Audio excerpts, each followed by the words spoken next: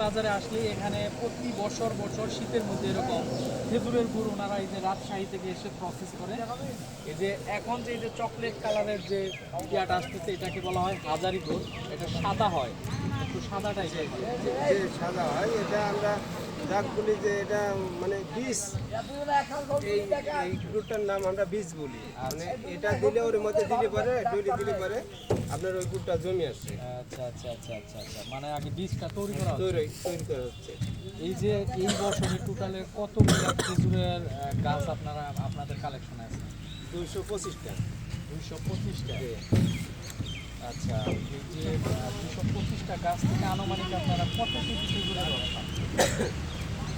আনুমানিক ধরেন ওই 110টা করে খেজুরের গাছ থাকে, তাতে আনুমানিক কম বেশি গাছ মধ্যে 5 লিটার 6 লিটার ম্যাক্সিমাম রস আছে।